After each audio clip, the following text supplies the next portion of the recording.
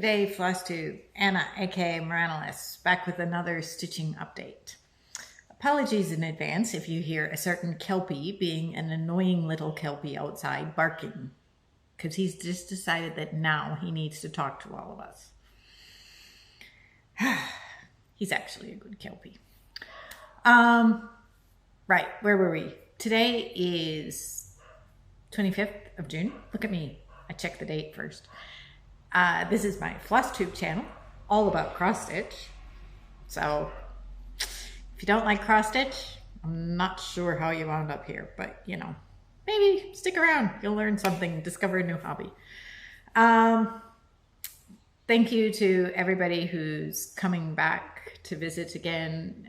Welcome to anybody that's new. I've actually seen a fair number of new subscriptions come in my email notifications. So I'm assuming somebody out in Flosstube land somewhere has mentioned me in their video. That's usually when I see a bit of a spike. But I confess I have absolutely no idea who it was. So if somebody did give me a shout out or something, please let me know so I can go watch the video and thank them and all that sort of jazz. Appreciate it. I did do a bit of surfing, but I didn't find it. What else?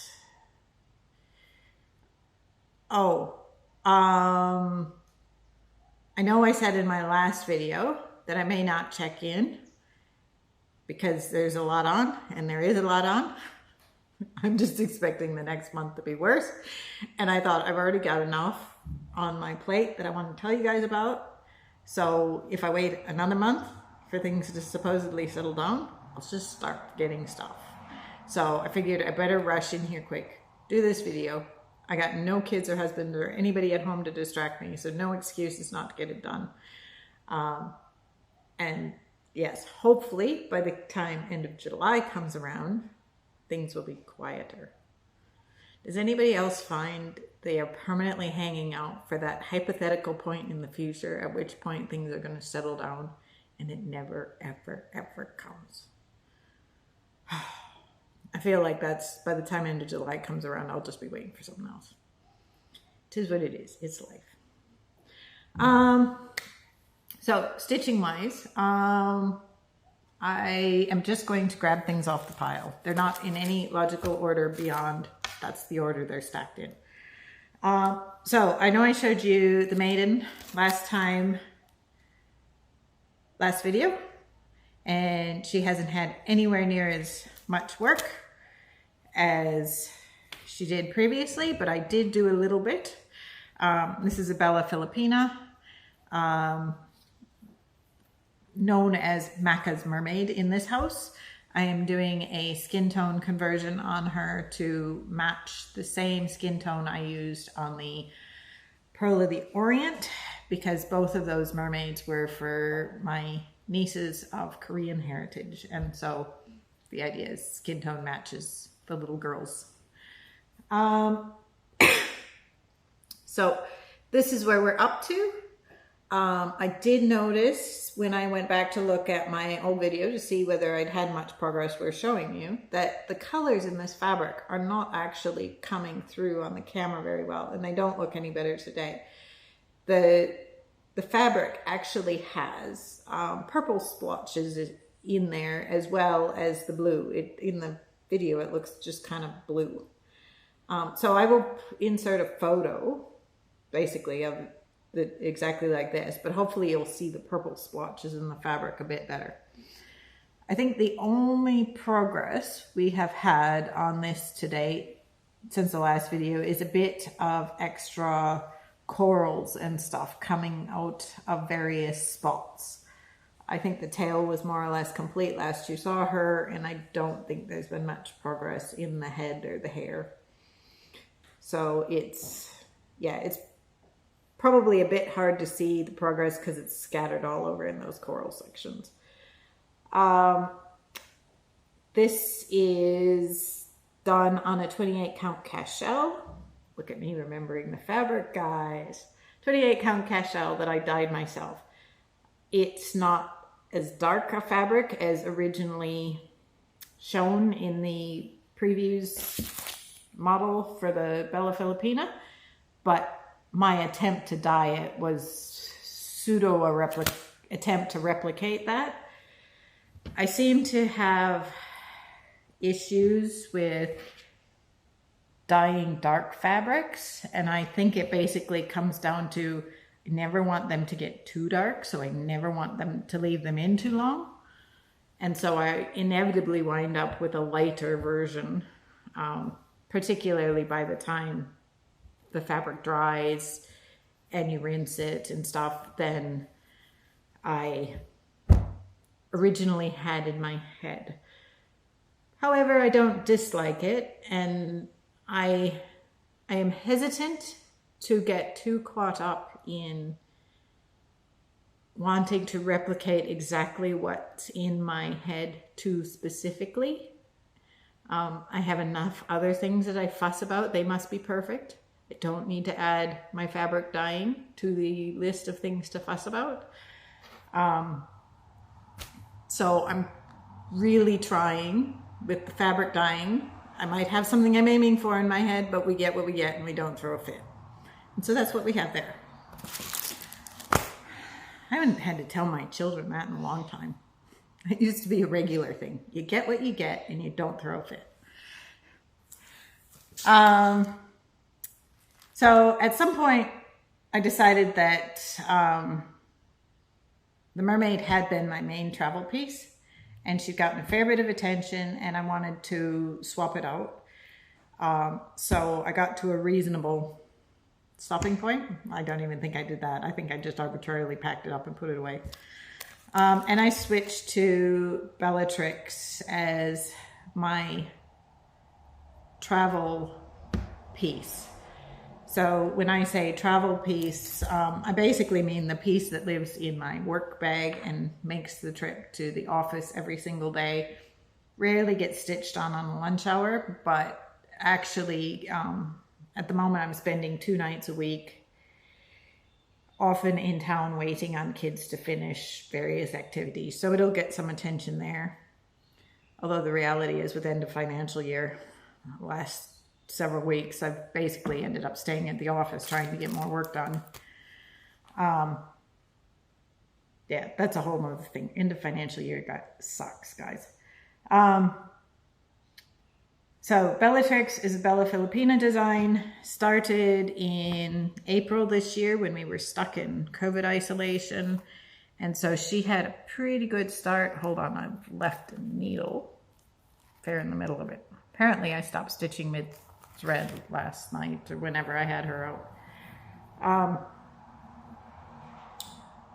Yeah, so I will insert a picture of what she looked like last you saw her. There has been a fair bit more progress.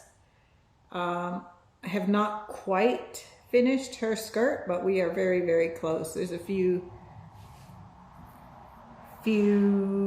metallics down here that need to go in, and the purple metallic through those center diamonds still needs to go in. And I think that will basically finish her skirt. We have reached the edge frame on that one side. And we've started the window over the top of her head. I'm pretty sure I finished the skin, started adding hair, and started that window arch she's standing in front of all since you last saw her. I did finish the skin, so I went in and I backstitched her hands and her face and stuff. Generally, I think of Bella Filipinas as being minimal backstitch. They always have it around the face and the hands and stuff, but outside of that, they don't have a heap. This one is a bit of an exception. There just seems to be, there's blackwork type backstitching through this arch. There's a lot of viney type backstitching through these garlands that hang. And again, when we get to the corners, there'll be more garlands and backstitching in there. So there just seems on this particular piece to be a fair bit more of it than I'm used to seeing in a Bella Filippina. Having said that, you compare it to something like a Teresa Wensler or Lena Lawson, and the freaking back stitching is so easy, it's hardly worth mentioning. So, but I did think for Bella Fillipina, it's like, oh, that's an awful lot compared to usual. This is also a 28 count cashel, dyed myself. Again, you can tell it's lighter than the original fabric, but you know, I was mostly trying to replicate the fabric in the mock-up. I didn't go, you can see how that's got yellows and stuff in there. I didn't really try and replicate that. It was more just a plain gray. Yeah, it is what it is. So that fairly good progress. I think I said 28 count cashel. I will probably continue to work on her. I would like to get that archway at least over to the other side so I can start coming down and ensure things are lining up square. I figure if you can, you know, make sure some of those bigger pieces are lined up, after that it's just fill in. With both of the Maiden and Bellatrix, I am doing my usual swapping all the Krynics for treasure braid and all the beads for delicas, and or the treasures I just sub out with something that looks like the Mill Hill treasures are supposed to be, particularly the generic ones like the teardrops and whatnot. I did post a video several weeks ago now about the conversion of those things and how I go about it. I will put a link in if anybody has any questions or wants to hear about how I do it. It's not, I wouldn't say it's a very structured conversion. I just go with it. The other things I have been working on lately, and how's this for impressive, guys? Not only am I going to remember to tell you the fabric, I actually know what the fabric is for this one.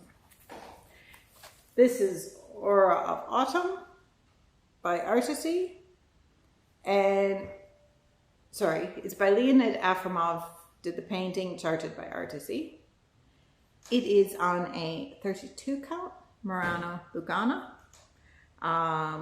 You can see it's printed, I think it was vintage Stormy Night. I think that much I'm not so sure on, but it's definitely a 32 count Murano, and I never remember that when I'm trying to film these. Last you saw it, I was trying to basically finish up that last little section to complete that quasi row, and I think I'm about a 20 or 30 stitch block short of where I had hoped to get to before I put it away, but I just got to the point where I'm like, yeah, close enough. So that is sort of the new section that you didn't see before. And big overall, you know, by the time this thing is actually full size, I'm gonna have a hard time showing it to you on one hand. You can see how much extra fabric I still have. Most of that will get filled before this piece is done. So it's relatively tall. It's done over 2 on that 32 count. This was the first sort of massive full coverage that I'd done, so I didn't want to do it over 1. And I still thought, well, large, it was somewhat manageable over 2. I think if I were to start it today, I would have done it over 1. It is what it is. The whole thing, once we get the whole thing done, we'll have 3 different panels. I'm not even worrying about those 2 panels at this point. We're focusing entirely on this panel. And this is one of those projects that, you know, it's already taken 3 years to get as much as you've seen, roughly there. If it takes, you know, 20 years to finish it, I don't care. I'm just putzing on it when I feel like it, and not stressing over it. So no doubt you will see that from time to time for many years yet to come. However, I did get to the point where it's not so much that I was done working on that and didn't want to work on that, but the map was calling. And I thought, ooh, I must get back to the map. So I pulled out the world map, and I will have to insert a picture of what this thing is going to look like when it's all together. And I will also probably have to insert a picture of where I'm at when it's out of the Q-snap, because where it is in the Q-snap, you can't actually see that much of the overall piece. But I'm not taking it out of the Q-snap till it's ready to move. That just does not happen. So, since you saw it last, I'm pretty sure I'd started this page through at the end of the blue, but I hadn't finished it. So we can now see the top of King Tut's head quite clearly in there. And I've come back down and I've started this page that will kind of run there-ish. So we should, in fact, you may not be able to see. I don't know, even I can't find it. Oh, there. See, so we're just starting to get the back of King Tut's head coming into the arch there. So we will get a fair bit more of King Tut's head in this page as I keep working on it. And for the moment, I am quite enjoying working on this piece. I've been trying to get about 100 stitches a day, which is roughly what I figure I need to do to finish the piece within a 20-year time span. So I've done my 100 stitches for this morning before I filmed this. Anything I get this evening will be bonus stitching. And I just am enjoying pulling it out and keeping putzing and seeing King Tut appear. So as long as that's the case, this is going to be predominantly my evening pull it out when I'm sitting around with the family piece. It generally doesn't travel just because it's a hideous amount of stuff. I have traveled with it when I really, really, really wanted to work on it, but it's generally not worth it. So as far as stitching it goes, this is a 25 count even weave. It's done 2 over 1 half cross. And when I was working pre-Pattern Keeper, I was doing it very strictly in 10 by 10 rows. I'm not being half as strict anymore now with Pattern Keeper, where I can mark off the stitches and it's a bit more obvious where I've missed, you know, one individual stitch. I can usually go back and find it. Whereas particularly in these light areas, if you didn't have it clearly marked off, it was very easy to leave scattered stitches that never got stitched in. And you just couldn't see they were there because they were so close to the fabric color. Having said that, wool probably wouldn't have ended because clearly you couldn't see them. They weren't causing a problem, but I didn't like having them there. So now that we're working with Pattern Keeper, I'm following the flow of the colors a bit more. So I'm still trying to make sure, you know, that I finish off this, whichever block I'm working on completely. But basically I'll pick a color in that block to finish it, and then I'll try and follow it 2 or 3 blocks away before I park it, rather than necessarily just parking it in the next block and having to deal with it, you know, in 10 minutes after I just parked it. Which is definitely speeding up the stitching a little bit. It's proving workable. And I think that's the key with these bigger pieces. If you haven't done one before, is try lots of techniques and just figure out what works for you. And if what does work for you is no longer working for you, words are hard, then don't be afraid to change it. You know, just go with the flow. However you need to do it to get the stitches in, just do it and be happy, because these pieces are too big and too long and time consuming to do anything that's causing you stress. You'll just drive yourself insane. So the maths on this piece currently tell me I will finish it I think it was September 2038, which is slightly ahead of my 20-year schedule. So I think I had to reach 10% by July 6 or something to keep it at 20 years. And I'm currently at 10.6%. So my goal is basically just to see how much can I get done before that 2-year anniversary to see, you know, how far I can drop it. Well, it is what it is. It's whatever amuses you at the moment. So this piece is off an Etsy artist, ZAnnaCrossStitch. I'll link it below. There's actually a sister piece focused on the Oceania region, and I'm seriously tempted. I think I'm going to buy that pattern. I'm not going to start it,